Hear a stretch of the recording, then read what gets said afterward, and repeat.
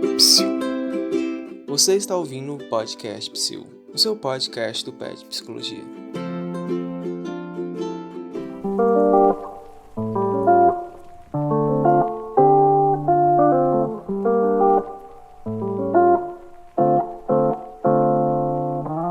Olá, sejam muito bem-vindas, bem-vindos, bem-vindes a mais uma edição do nosso podcast Psiu.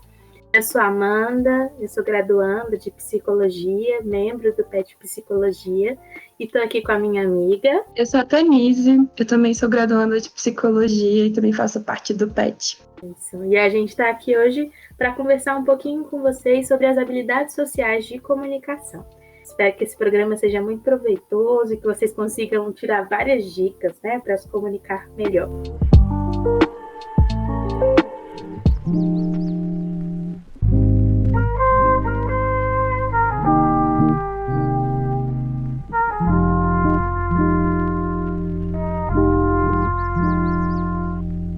Eu queria lembrar, né, a todos vocês que esse programa só é possível porque o PET Psicologia já realizou uma outra atividade, que era uma atividade de extensão em habilidades sociais, que era basicamente um curso / treinamento, né, dessas competências sociais, que nós oferecemos há alguns anos para muitas turmas, né, infelizmente, né, nesse período de isolamento social, a gente precisou interromper, porque era um curso presencial, que ainda não tinha tido uma adaptação mesmo, né, para esse formato virtual, mas é uma coisa que a gente pensa de fazer para o futuro, né, essa adaptação e continuar.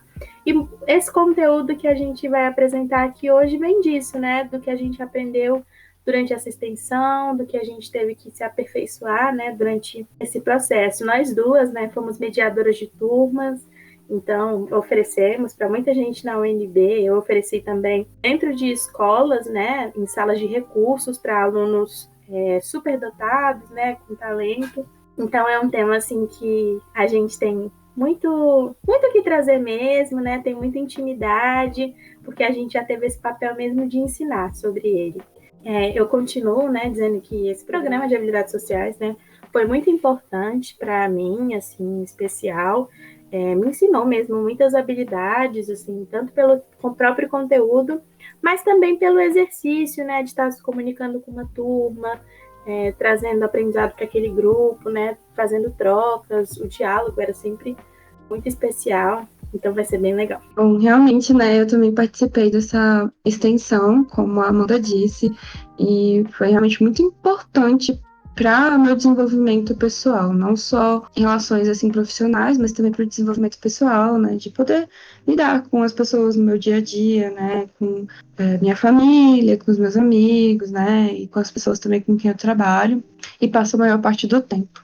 Então, realmente, assim, é um programa que ele é válido para todas as pessoas, principalmente pessoas que têm dificuldades, né, em se relacionar, mas ele nunca é demais você aprender um pouco mais sobre habilidades sociais, então, realmente, invistam. Sim, e aí eu ainda acrescento, né, que esse programa ele é de autoria da professora Jane Farias, né, doutora Jane Farias, que é professora do Instituto de Psicologia, Departamento de Psicologia Escolar e do Desenvolvimento, e ela teve também a psicóloga Andressa Cristina, né, na parceria da construção, da revisão. Vou citar também, né, as autoras desse projeto. Tá, antes de falar sobre habilidades sociais, a gente tem que falar um pouco sobre o desempenho social. O desempenho social, ele se refere a qualquer tipo de comportamento que é emitido, né, nas relações com outras pessoas. Só que as habilidades sociais, elas se aplicam à noção, né, de existência de diferentes classes desses comportamentos, né? E isso tá dentro do repertório de cada indivíduo. E eles geralmente são demandados de acordo com a situação em que essa pessoa se coloca, né? E a competência social, ela já tem mais o sentido de avaliar os efeitos que o desempenho dessas habilidades tem durante as situações vividas pela pessoa. Sim, então, reforçando, né, o desempenho social é o comportamento em si, como você age, né, o seu desempenho. As habilidades são isso, né, o conjunto de coisas que você sabe, o seu repertório para lidar com as situações. E a competência é realmente aquela avaliação positiva ou negativa, né? Então, eu fui bem nessa situação, eu me expressei com habilidade ou não. Uma questão importante de ressaltar é que possuir um bom repertório, né, de habilidades sociais, ele não garante um desempenho socialmente competente, né? A competência social, ela está justamente nessa articulação entre os pensamentos, sentimentos, ações e os objetivos das relações, né, ou das interações sociais. E o que cada situação especificamente demanda, né?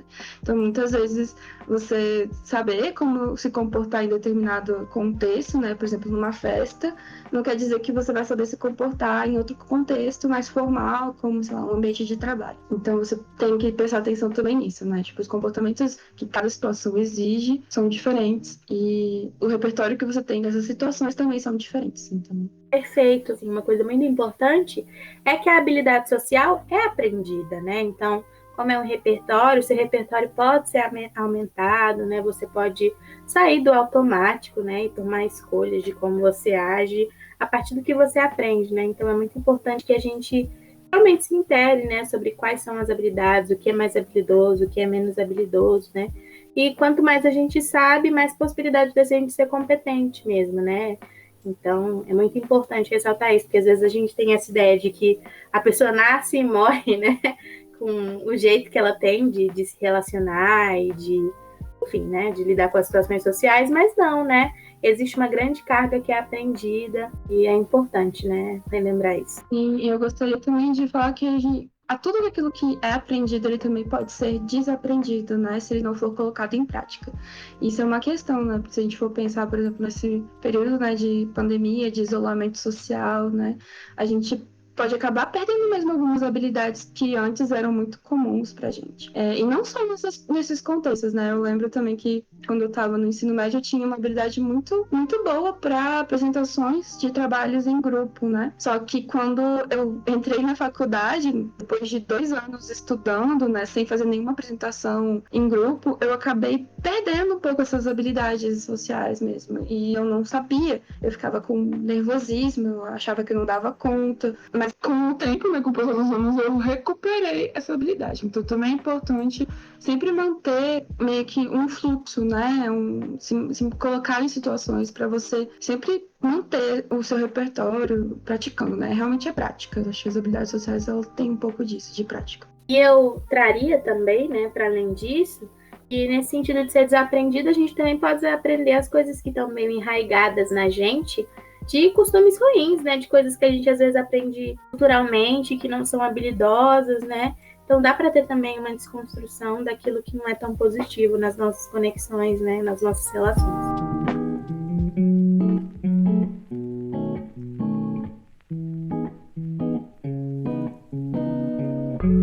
Vamos, e agora então passando para as habilidades sociais, a gente tem alguns fatores, né, para considerar quando a gente fala de comportamento. Existem os fatores da situação, podem entrar o contexto físico, né, onde essa pessoa se encontra, né, onde essas pessoas se comportam. É numa sala de aula, no escritório, no trabalho, numa sala de estar, num quarto. Tem os eventos antecedentes e consequentes, né, que eles são determinados pelos comportamentos sociais. E aí, tipo, os eventos antecedentes podem se enquadrar como, por exemplo, estava chovendo, estava nublado, ou então a pessoa acabou de ver um acidente acontecer na frente dela, viu uma reportagem com notícias violentas, ou então entrando em contato com alguma situação assim, né, muito feliz, né, que deixou ela muito feliz, ou então deixou ela muito triste. Os eventos consequentes, né, seriam o que aconteceu por causa desses eventos antecedentes, né? Então, por exemplo, tava chovendo e aí a pessoa perdeu o controle da direção do carro e bateu o carro, né? E aí, por causa disso, ela ficou muito brava. Então a pessoa fez uma apresentação maravilhosa, né? Tipo, no dia que ela estava super feliz com ela mesma, então ela foi elogiada por causa dessa apresentação. Além desses fatores, né, também tem as regras explícitas e implícitas, que elas sinalizam, né, os comportamentos que são valorizados, aceitos ou proibidos, né? Então, a gente vai falar aqui, no caso, entram leis de trânsito, né, acordos coletivos, códigos de ética, entram também valores, questões morais, né, sociais. Além dos fatores da situação, tem também os fatores da pessoa, né? Então a gente tem que pensar, por exemplo, os objetivos da interação. Aquela pessoa está interagindo com qual objetivo, né? Transmitir um recado, reatar a amizade, sair no final de semana, marcar algum compromisso, marcar uma reunião, ou então só bater um papo mesmo, assim, sem muita intenção, né, muito objetivo, só para distrair naquele momento. Existem também os sentimentos, né, envolvidos na situação, né, se aquela situação ela deixa as pessoas felizes, se as pessoas elas na verdade ficam ansiosas, ou se elas estão tristes, se elas estão demonstrando empatia, se elas estão com a cara fechada, não sentem que estão preparadas para ter aquela conversa. E além disso, tem que também tem a avaliação do próprio repertório comportamental, né? Então, tipo assim, o que as pessoas pensam umas das outras? Aquela pessoa com quem eu tô indo interagir, o que ela acha de mim? Como ela se sente em relação a si mesma, em relação a mim, né? Então, também tem essa questão do estar preparado, né? Se sentir confiante para realizar aquele comportamento. Quando eu falei, né, sobre a minha dificuldade em apresentar trabalhos, eu não sabia que eu não estava preparada para apresentar, né, trabalhos quando eu cheguei na faculdade, porque para mim aquilo era tão natural que nunca passou pela minha cabeça que eu poderia esquecer algum dia, né, de como é apresentar trabalhos na frente de uma sala de 50 alunos. Mas aí, depois da primeira apresentação, eu comecei a ver que eu estava muito nervosa, assim, automaticamente eu estava gaguejando muito, eu sentia que eu não tinha me preparado direito. Então eu comecei a já me sentir insegura em relação ao meu próprio comportamento. Eu não estava satisfeita comigo mesma naquele momento. E isso tem tudo a ver com o contexto, né, Tanise? Você estava no contexto da escola, em que todo mundo estava aprendendo a mesma coisa, que você tinha já uma intimidade com as pessoas, e aí mudou de contexto, né? Na universidade, um ambiente novo, com pessoas que você não conhecia, né?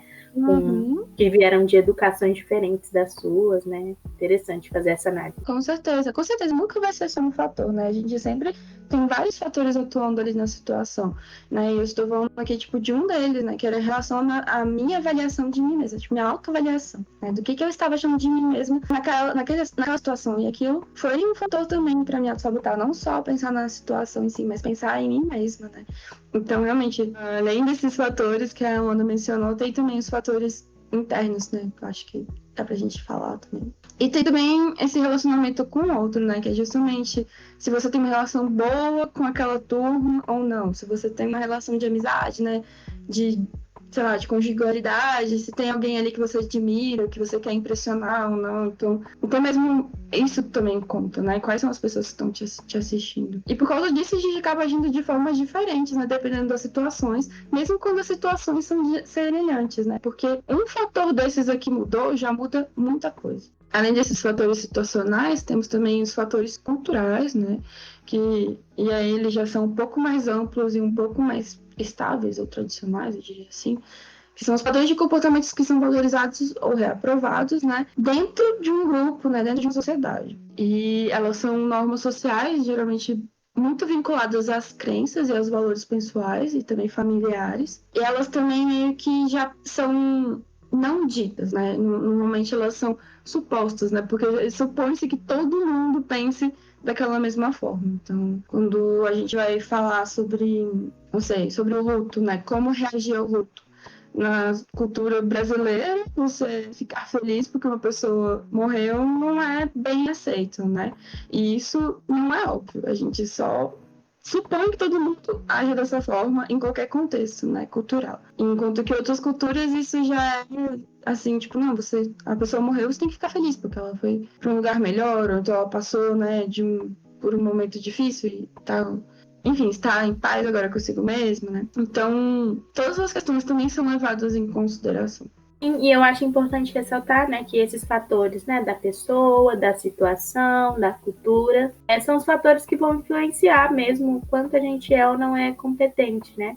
Então a gente traz eles para dizer que a nossa competência, né, então a boa execução de ser sociável, né, das relações, de se comunicar, em especial, que é o tema de hoje, depende, né, de todos esses fatores. Então às vezes você tem até um bom repertório, mas você está num momento emocional muito difícil, num contexto muito difícil, e provavelmente você não vai conseguir executar esse repertório, né? Você vai agir de outra forma, né?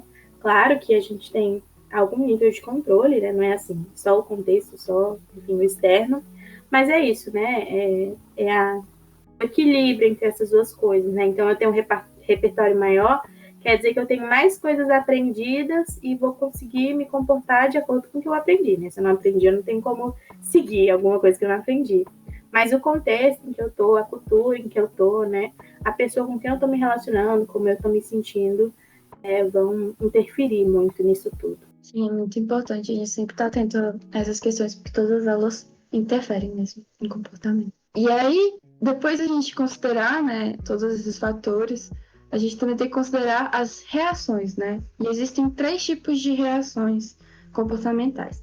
A primeira delas é a reação não habilidosa passiva. Ela geralmente são comportamentos, né, que comprometem a competência social expressa, em geral, né? E ela geralmente é uma forma de você mascarar o incômodo, a mágoa, né, o ressentimento, a ansiedade. É uma forma de fugir das demandas, né, e de se esquivar delas ao invés de enfrentá-las. Eu trouxe aqui um exemplo, por exemplo, quando você está no trânsito e aí uma pessoa bateu no seu carro e você só segue, não para, não chama a polícia, mas você fica com aquela coisa ali dentro, sabe? Tipo, poxa, aquela pessoa bateu no meu carro, arranhou, agora eu tô com prejuízo, sabe? Mas você não procura resolver aquele problema.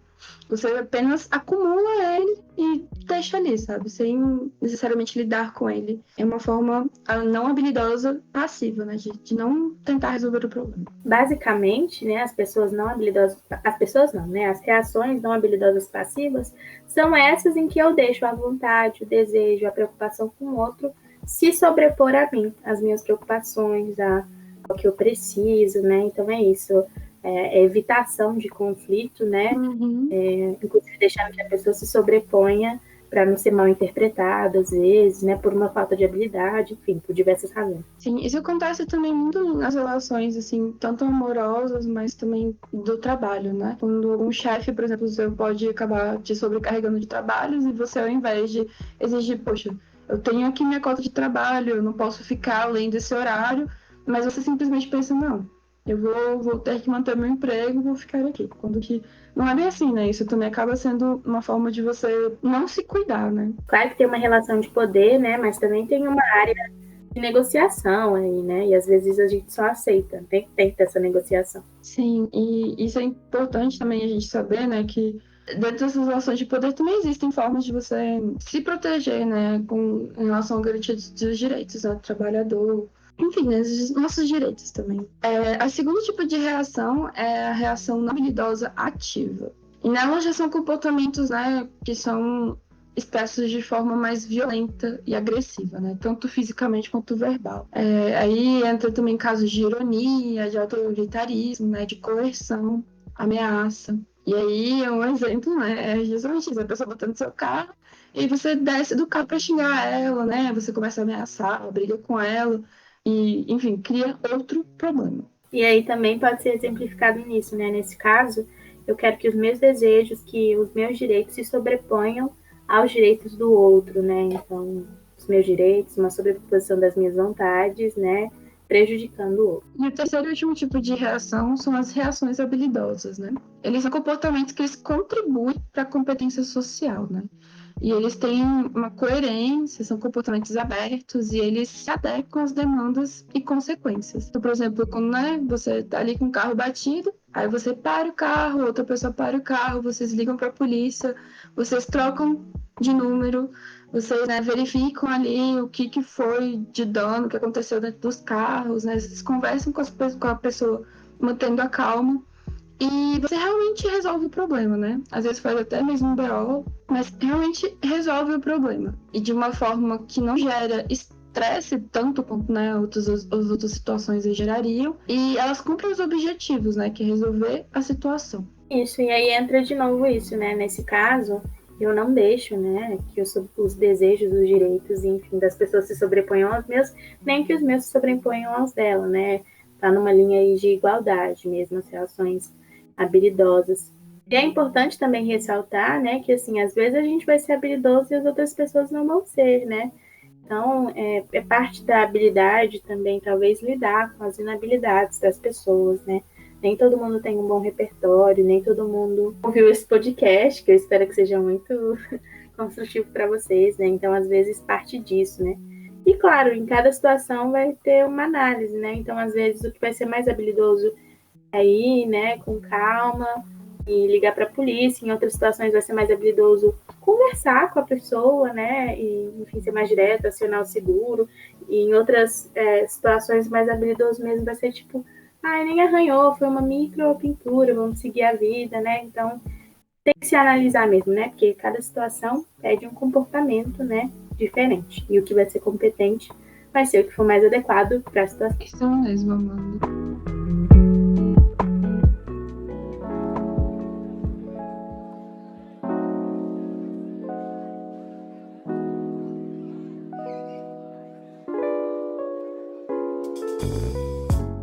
Agora, né, que a gente introduziu um pouco do que é a habilidade social, a gente vai falar um pouco da habilidade social de comunicação, mais especificamente, né? Essa habilidade que é muito importante, né? Ela está na base de todos os vínculos e é basicamente, né, a habilidade de entender e se fazer entender, né? É a partir dela que a gente se envolve, que a gente compartilha nossos modos de vida, nossas expectativas, nossos pensamentos, nossos sentimentos, né? É a partir dela que a gente se conecta mesmo com as pessoas. É importante, né, para a gente começar a trabalhar isso, lembrar quais são os elementos, né, da comunicação, para a gente compreender que ela também é multifacetada e que muitas coisas, né, alteram, interferem, né, se ela vai ser bem sucedida ou não. Então, isso, a gente tem o emissor, né, que é quem manda a mensagem, o receptor, que é quem recebe, o código, né, que é a linguagem, e aí eu trago, né, a importância da gente falar a mesma língua, né, e não necessariamente só o português, mas, por exemplo, usar o mesmo conjunto de, sei lá, gírias, de, enfim, palavras-chave, de cacuetes, de, enfim, gestos, né, que a outra pessoa, para ser bem compreendido, né, é muito importante que a gente esteja na mesma página. Em seguida, a gente tem o canal, né, que é o meio físico, virtual, em que isso é enviado, né? Então, por exemplo, as cordas vocais, né, as ondas sonoras, na verdade. O canal, né, são o canal da voz, mas sei lá, o WhatsApp pode ser o canal das mensagens, enfim. A mensagem, que é o conteúdo em si. O referente, que é tipo assim, o contexto ao qual a gente está se referindo, a situação a qual a gente está se referindo. E o ruído, né, que na verdade não é parte, talvez não faça tão parte da comunicação efetiva, né, mas são todos aqueles elementos que interferem, né, que dificultam. Eles podem ser sei lá, físicos, né, como volume alto, construção perto, mas fisiológicos também, né, dores de cabeça no corpo, psicológicos, né, então tô pensando em outra coisa, enfim, tô fora daquilo. Até mesmo culturais, né, como a Tanise disse, semânticos, então entra aí também, né, isso de não compreender o que a pessoa está trazendo nesse nosso novo meio, né, em que as nossas comunicações estão muito virtuais, as falhas de internet, né, o delay dos vídeos, da voz, né, tudo isso pode funcionar como ruído, né, interferir na mensagem. Com certeza, e também causam muitas vezes ansiedade, né, dependendo da pessoa, né, de como ela se encontra. Exato. E aí, então, né, a gente pensando em comunicação, tem duas formas, né, de comunicação. A comunicação verbal e a comunicação não verbal. E aí, né, dentro delas também a gente vai ter vários elementos, né, que são importantes aí dentro delas. Então, a gente vai falar um pouco dos componentes, né, dessa comunicação verbal. O primeiro é o volume, né, então, falar muito alto, falar muito baixo. Isso faz muita diferença, né, nas nossas comunicações. Em geral, pessoas que falam muito baixo tem uma correlação, né, e elas são vistas também, né, como mais passivas, né, mais ansiosas, têm mais dificuldade, talvez, de se expressar.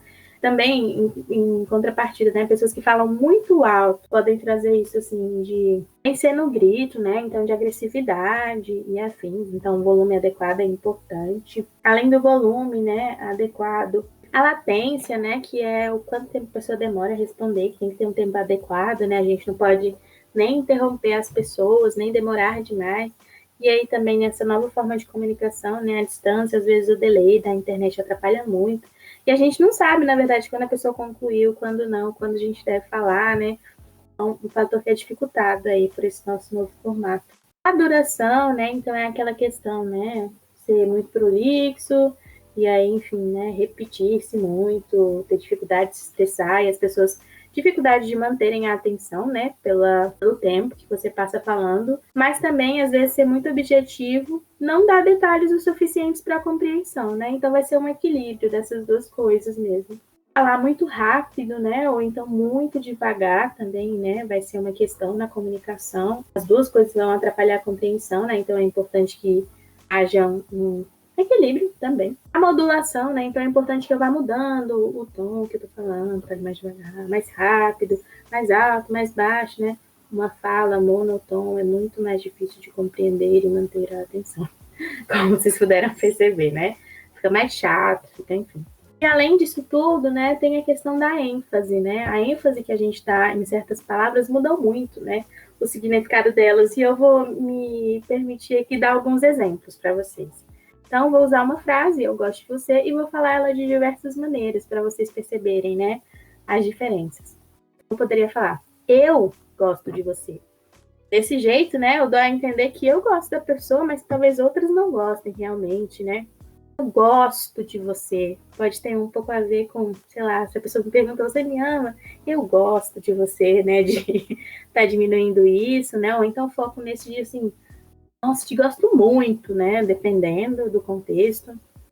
Também eu posso falar, eu gosto de você, sabe? Assim, uma coisa mais deboche, né? E assim, na verdade, tá dizendo justamente o contrário, né? Usar o recurso aí, talvez, né? Uma ironia, enfim. Então, a ênfase é muito importante, né, também nesse processo, e ela geralmente é dada com volume, né, com tempo que a gente dá, né, nessas palavras específicas que a gente quer focar. Então, tudo isso está dentro, né, desse processo de regulação da fala. E, apesar da gente não se perceber, a gente está, talvez não conscientemente, mas a gente está computando, né, todas essas informações para compreensão. Então, às vezes, tem perdas, por exemplo, numa mensagem de texto, né? Se a gente não tem esses processos para avaliar, né? Então, é importante que, às vezes, a gente adapte, né? E aí coloque, sei lá, um emoji, uma figurinha, outras coisas, né? Que deem elementos para as pessoas compreenderem essas coisas que não estão tão facilmente acessíveis, né? Nessas formas de comunicação. E agora, assim, eu quero trazer para vocês algumas habilidades mais específicas dentro disso tudo que a gente está conversando, né? Então, a assertividade, eu vou começar, vocês vão ver que o jeito que ela é definida é bem parecido com o que a gente falou antes, né? Das reações habilidosas, não habilidosas passivas, não habilidosas ativas. A assertividade é basicamente o enfrentamento de situações adversas, né? É para isso que eu uso a assertividade. E ela pode ser reativa, então eu respondo, né, depois que aconteceu o caso, ou pode ser proativa, né? Então, antes de acontecer, eu já trago, né? Já me protejo da situação. Você consegue, Tanise, me ajudar em exemplos de, né, que assim, que eu posso reagir depois e que eu posso reagir antes de acontecer? Sim, como por exemplo, você sabe que vai ter distribuição de algumas tarefas, né, dentro da sua equipe de trabalho, e aí você já se prontifica falando quais são os seus horários e qual o tempo que você tem para se dedicar a essas tarefas. Assim, você não precisa receber mais do que você já pode. Ou então, quando você acaba não fazendo isso, né, e aí, tipo, você percebe que você ficou com mais demanda do que outras pessoas. Isso, né? E responde, reclama, enfim. Então, a Sim. assertividade pode ser trazida nesses dois momentos, né? No pré e no pós. Muito importante, né, para a habilidade de assertividade, essa compreensão, né, de que todos temos os mesmos direitos e deveres, né? E para além disso, é importante que ela seja muito articulada com a empatia, né? Às vezes, ser só assertivo sem empatia vai se tornar agressividade, na verdade, né? É importante que a gente esteja atento, né? Aos nossos direitos e o do outro, aos nossos deveres e o do outro. O nosso estado também sentimental e o do outro, né? E eu acho que é importante, né, a empatia, porque, assim, com certeza vocês percebem que, às vezes, como a gente diz as coisas, e em que contexto e quando a gente diz as coisas, é até mais importante do que o que a gente diz, né?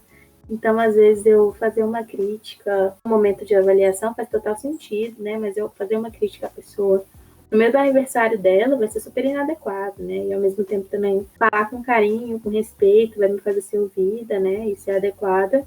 E falar as mesmas palavras, o mesmo conteúdo com agressividade vai magoar as pessoas, enfim. Daí, né, a assertividade, se a gente pensa num contínuo, né, num ponto extremo inferior, a gente teria a passividade, né, então, que é isso de não se expressar, né, de não se colocar, de permitir que as pessoas se sobreponham a você, né? Evitar a todo custo o conflito, inclusive permitindo, né, que coisas ruins aconteçam, né? E aí isso está muito relacionado, às vezes, a uma dificuldade de tomar decisões, a uma baixa expressividade emocional, a um medo muito grande em desagradar as pessoas, né? E aí, se a gente pensar em comunicação não verbal, né? Evitar o contato visual, né? Os movimentos meio tensos, falar baixo. A gente vai falar mais um pouquinho, né? No futuro de comunicação não verbal. Mas eu já trago aqui, né? Que essas são algumas das expressões. E essas pessoas geralmente são reconhecidas como tímidas, né? Talvez mais facilmente manipuladas pelas outras pessoas, né? Podem ser vistas assim. Eu gosto muito, eu penso muito assim, quando a gente pensa, né, no estilo mais passivo, são pessoas que não sabem dizer não, né? Sim, vamos falar um pouquinho mais disso a seguir também.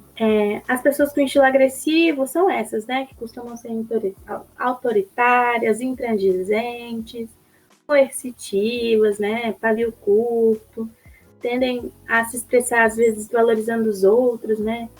Intimidar verbalmente, às vezes possuem contato visual assim, extremamente intenso, né? Muito volume, ombros levantados, né? Pensando na comunicação não verbal. É isso, né? Vencer até sem considerar os direitos dos outros. A assertividade está nesse meio, né? O estilo agressivo estaria, né, nesse extremo superior e a assertividade está nesse meio, né? Então é isso, né? De ter uma postura firme, mas assim, respeitando os direitos das outras pessoas, né? Não são autoritários. Uma postura comedida, um volume de voz audível e firme, né? Recusar pedidos que sejam abusivos, tá dentro disso, conseguir expressar raiva, desagrado, né?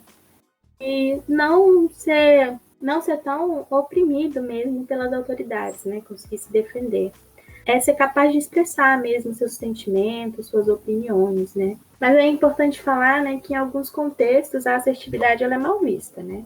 Em contextos autoritários ou muito conformistas, né, ela vai ser mal vista.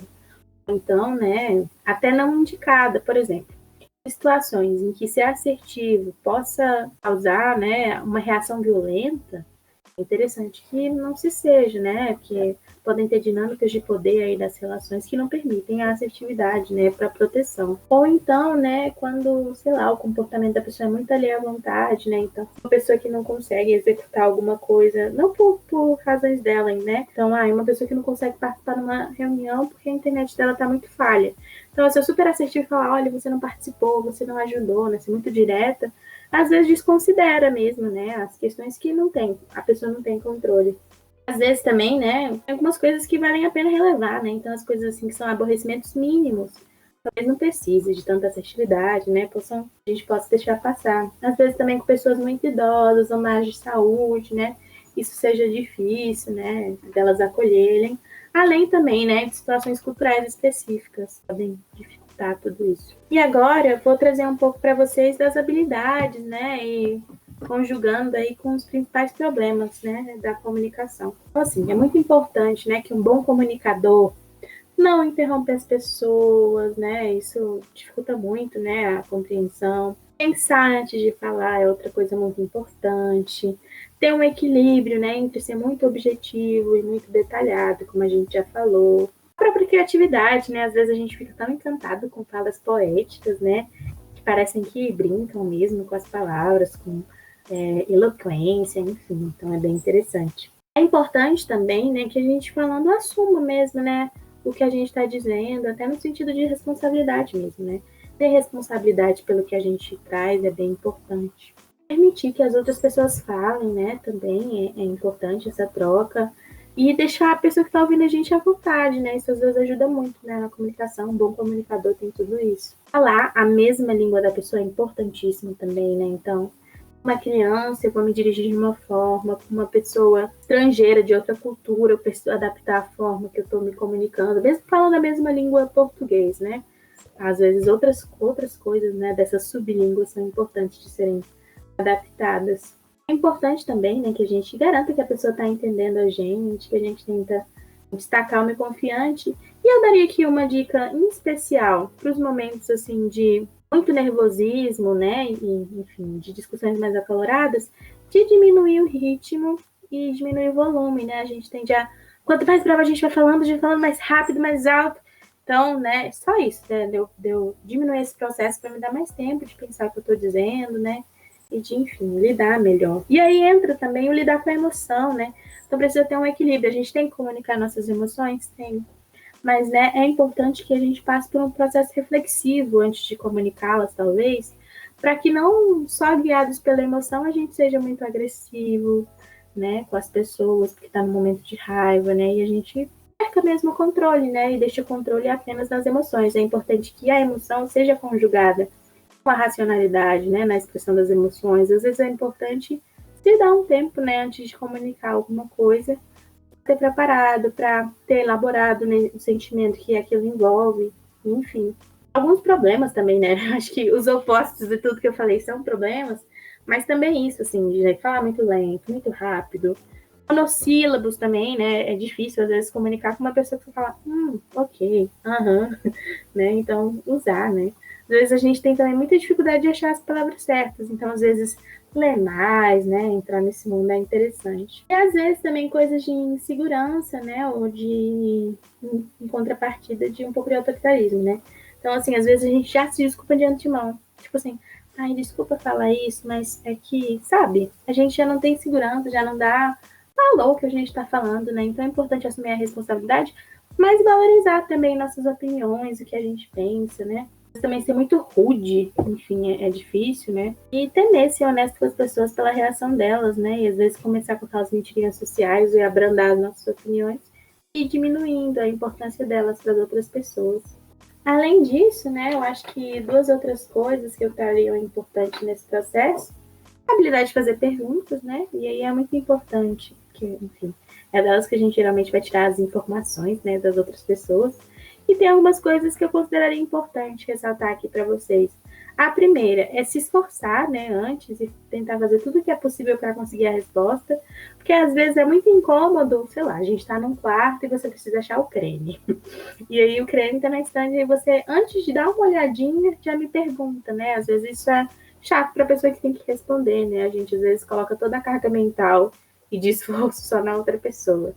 É importante ter clareza, né? E talvez eliminar tudo que seja desnecessário, né? Na comunicação, ser mais objetivo, né? Então, às vezes, contar uma história muito longa antes de explicar, né? O que eu gostaria de dizer, dificulta mesmo, né? A compreensão do que eu tô falando. E além disso, né, eu lembro que apesar da gente ter um ditado aí popular que diz que perguntar não ofende, perguntar ofende sim, né? A gente não pode fazer qualquer pergunta, às vezes perguntas indiscretas, né, sobre o corpo das pessoas e coisas mais específicas, né? Ninguém tem a obrigação de responder, as perguntas assim, muito retóricas também, as pessoas não têm que responder, né? Então, tá atento a isso, né? De que não é qualquer pergunta que deva ser feita, né? E em situações de grupo, é interessante também que, assim, acontece uma difusão de responsabilidade, né?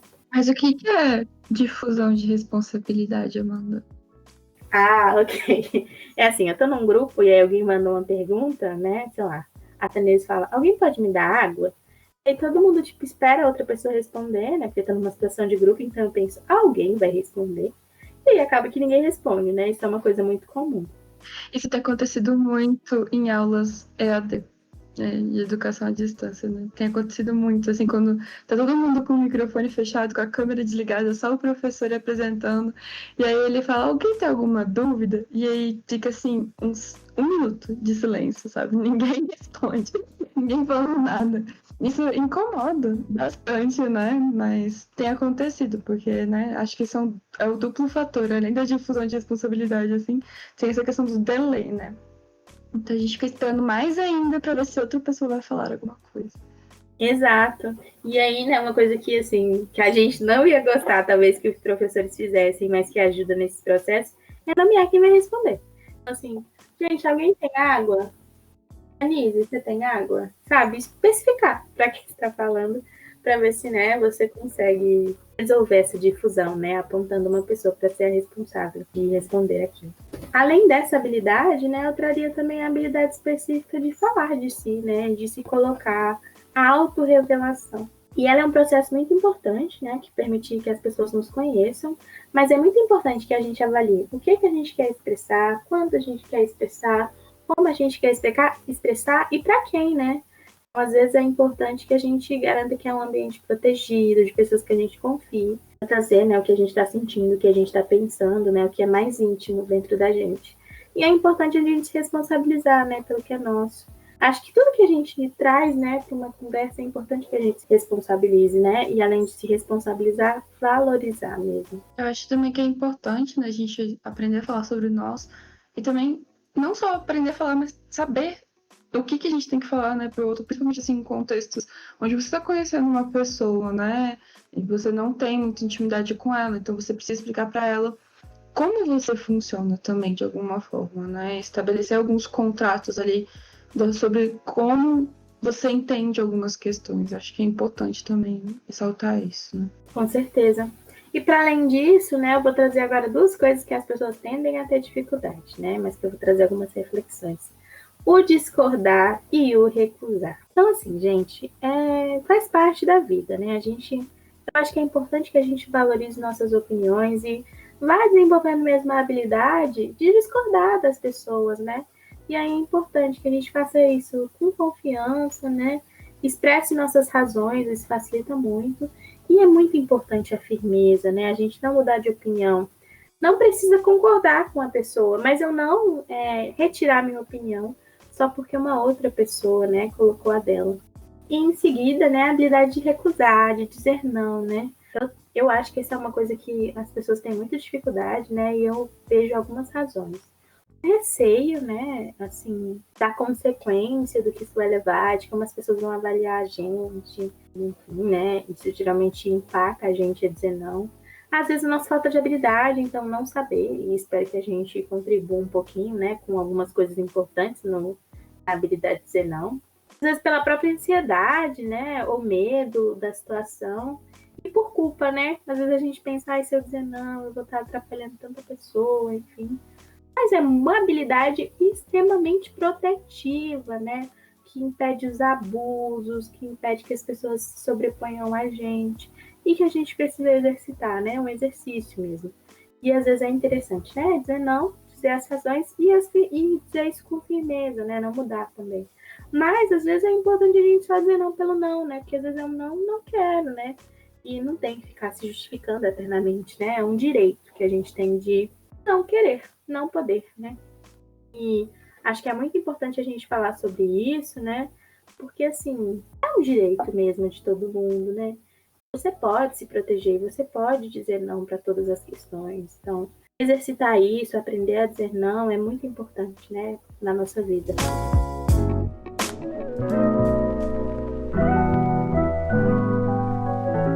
E agora, né, já encaminhando um pouco para o nosso final, eu trago, né, as coisas não verbais. Então, a gente tem os símbolos gráficos, né, dentro das coisas não verbais, então, sei lá, placas de trânsito, emojis e afins. E a gente tem as coisas gestuais, né, e aí dentro das funções gestuais a gente tem várias. Eu vou falar um pouco das funções e vou entrar um pouco mais, né, na questão gestual para trazer algumas dicas também, né. Então, algumas das funções. Substituir a linguagem, então, né, às vezes, por exemplo, alguém me faz uma pergunta, um aceno de cabeça, né, na vertical, né, movimento de cabeça de cima para baixo é o nosso sim, né, e isso já responde. Então, não preciso usar componentes verbais, né.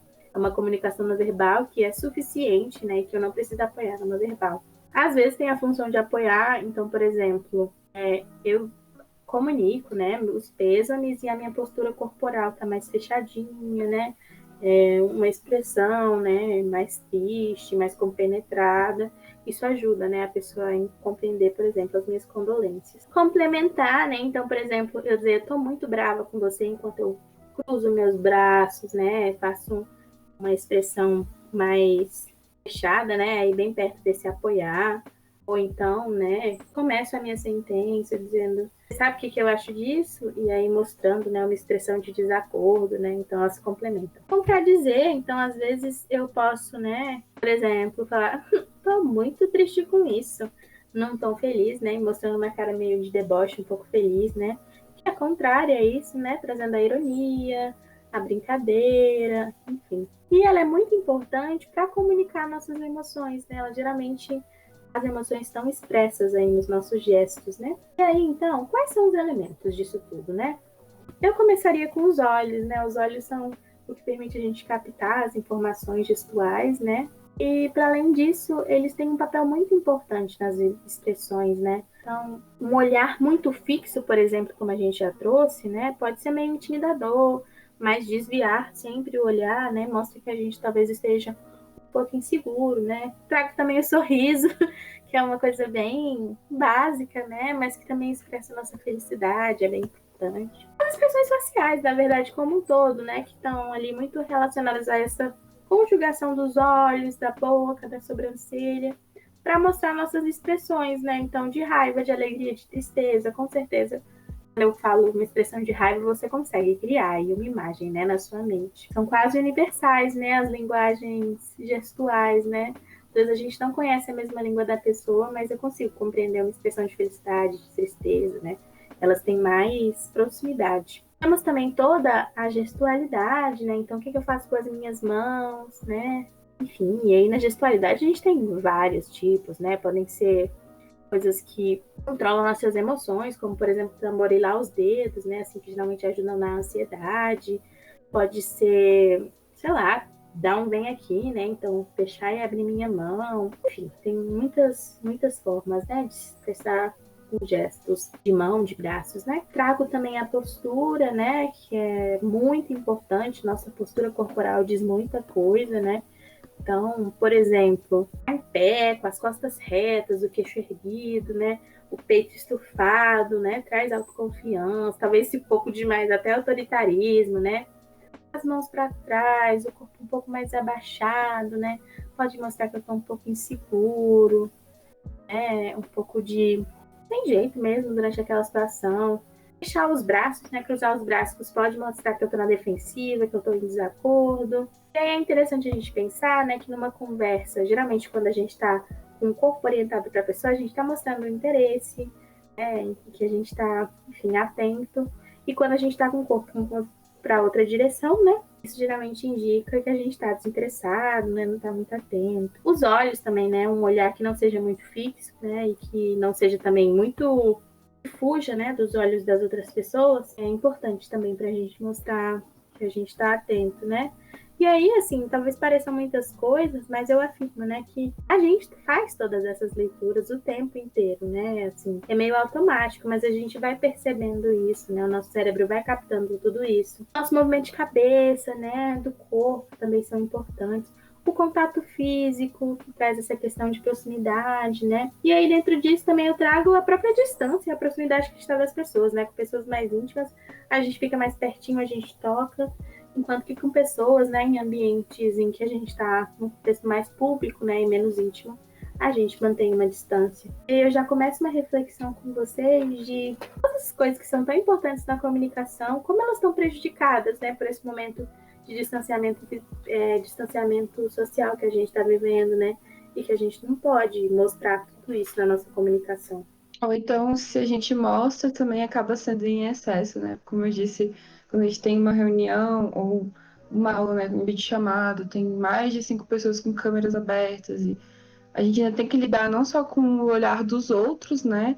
Como também a nossa própria imagem, né? Dentro da câmera. Então, até mesmo a gente começa a se tornar consciente, né? De como a gente está se expressando, né? De como está a nossa cara, de quais são as nossas expressões. E isso também gera um pouco de ansiedade, né? Considerando que a gente começa a ter uma forma de autoavaliar muito mais frequente do que quando a gente tem, né, na forma de se relacionar presencialmente, porque como se a gente estivesse com um espelho ali o tempo todo, né, nos encarando e nos dizendo, poxa, acho que essa postura aqui não tá legal, poxa, eu tô fazendo uma cara feia. Então, tudo isso também influencia, né, em como a gente se percebe, como os outros nos percebem.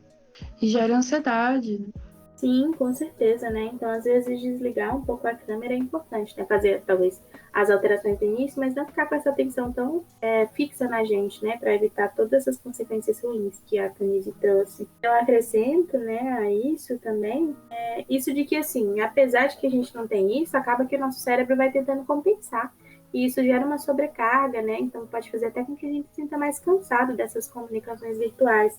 Porque apesar de não ter essas informações, nosso cérebro fica procurando, de certa forma, né? a compensar isso tudo. E às vezes compensar, inclusive, a compreensão que as pessoas têm da gente. A gente não tem certeza se elas estão vendo, às vezes com a câmera desligada, a gente vai ter que fazer um esforço muito maior para falar com muito mais clareza, às vezes para repetir, para que as pessoas nos entendam, né? E isso prejudica muito a comunicação. E até mesmo o entendimento, até mesmo a paciência, né, que as pessoas têm umas com as outras. Sim, além daquela coisa da multitarefa, né? Que é uma ilusão, a gente se ilude acreditando que dá, e que às vezes nessas comunicações isso é muito intensificado. Então eu assisto uma aula e respondo e-mail e jogo Among Us e Sim. fico no Twitter, fico no Instagram, e é irreal a gente acreditar que a gente tem atenção suficiente para dispersar sobre todas essas atividades ao mesmo tempo, né? Às vezes não é nem acreditar que a gente tem essa capacidade de multitasking. Às vezes é porque é muito mais fácil. A gente tá ali na frente do computador, né? A gente tá ali na frente do celular, a gente pode abrir mais de uma aba, entrar em vários sites e já resolver alguns problemas, né? E é claro que existem várias pessoas, né? Diversas formas de atenção, mas até isso tem um limite.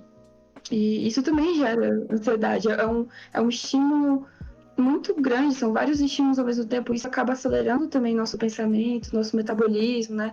E muitas pessoas acabam tendo problemas, dificuldade para dormir, né? Gera insônia, gera outros problemas também fisiológicos. Então é importante que a gente repense, assim, né?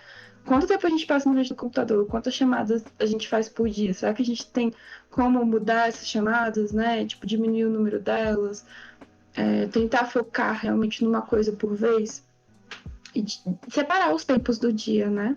Para que a gente não misture as coisas e não se sobrecarregue. Mas é importante, né, que a gente não evite totalmente esses meios, porque eles são a nossa possibilidade de manter a conexão, né? É um distanciamento físico, né, que a gente está vivendo, mas não vamos deixar que isso nos torne solitários. A gente já está vivendo um momento tão sozinho, tão difícil, né? E o teu apoio da rede, né, da nossa própria rede é bem importante nesse momento, né? Estar em contato com todas as pessoas que a gente ama, né, que a gente gosta, que fazem diferença na nossa vida é importante, né, para proteger nossa saúde mental, nossa saúde física até, né, porque a nossa saúde é muito impactada por essas conexões, né. É um corpo só, né? Então essas conexões elas são a mesma coisa de alguma forma. Isso, e eu acho que com isso a gente vai encerrando, né, o nosso programa de hoje. Eu espero que vocês tenham conseguido refletir sobre várias coisas novas, né, em relação à comunicação. Eu espero que a gente tenha conseguido trazer um aumento para o repertório de vocês, dicas úteis, né, coisas a considerar. Sim, e também considerem, né, se vocês forem da UNB ou morarem em Brasília, tiverem possibilidade de participar também do projeto de extensão de habilidades sociais, que é ofertado pela professora Jane Farias, né? A gente confirma, né, a nossa disponibilidade pelo nosso e-mail, a nossa forma de contato, né, também pelas redes sociais do PET. E se quiserem mandar perguntas, questões, a gente está muito aberto a responder vocês e a fazer essas trocas. Com certeza. Não esquece de deixar o seu like aí e se inscrever no nosso canal, por favor. E divulgar, né? Divulguem para outras pessoas conhecerem também esse projeto e reavaliarem suas habilidades sociais.